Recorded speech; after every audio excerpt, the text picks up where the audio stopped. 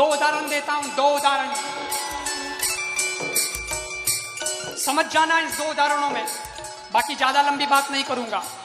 और आज की तत्कालीन परिस्थितियों को समझ लेना।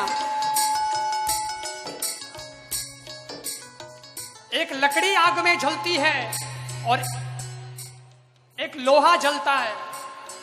ध्यान देना, लकड़ी को जलाएंगे ना तो लकड़ी जिस और है आग की ओर वहां से गर्म होती है, लेकिन ऊपर से कोई हाथ रख दे तो कोई तकलीफ नहीं है, क्योंकि अभी तक वहां आग पहुंची नहीं है ना। वो धीरे धीरे गर्म होती है, एक साथ गर्म नहीं होती। लेकिन लोहा होता है ना, वो एक साथ गर्म होता है और चारों तरफ से गर्म होता है। अभी हिंदुओं की स्थिति लकड़ी जैसी बनी हुई है और वो सोचते हैं आपो रे का फर्क पड़े हो, वह तो वटे आग लागी, अपने तो ठंडकी है।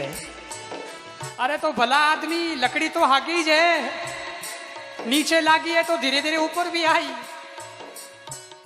और वहीं से प्रयास कर लेना चाहिए बचने का, और सबको एक साथ जुट हो जाना चाहिए। जैसे लोहे को एक साथ तकलीफ होती है, वैसे हमारे दिलों में भी तकलीफ होनी चाहिए कि देश में गड़बड़ हो रहा है, वो वही नहीं, हमारे दिल में भी थोड़ी ठेस पहुंची है। और एकता की ताकत बताता हूं, दूसरा उदाहरण। मैंने कहा दो उदाहरण दूंगा। एक व्यक्ति ने कुत्ते को पत्थर मारा, कुत्ता भाग गया। फिर वो पत्थर तो वही था, फिर उसने उस पत्थर को उठाया और मक्खियों का छत्ता होता है ना, उस पे वही पत्थर मारा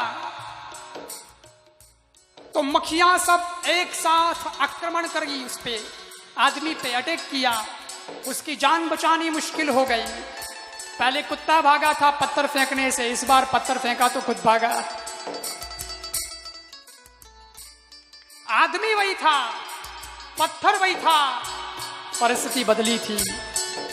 कुत्ता एक था, एक को पत्थर मारा, कोई सहयोग करने वाला नहीं था तो कुत्ते को भागना पड़ा। लेकिन इस बार मक्खियां सब एक हो गई थी, शामिल होकर के सबने मिलकर अटैक किया तो आदमी को भागना पड़ा, जान बचानी मुश्किल हो गई। मित्रों, निवेदन करना चाहता हूं, देश को बचाना है, अंदर से और बाहर से उसकी सीमा की और हमारे भीतर युद्ध छिड़े हैं उनकी रक्षा करनी है। संस्कृति, संस्कार और देश की अस्मिता को बचाना है तो मक्खियों से सीखिए और एकता हो जानी चाहिए। जिस दिन एक बन जाओगे किसी कुत्ते की हिम्मत नहीं पड़ेगी।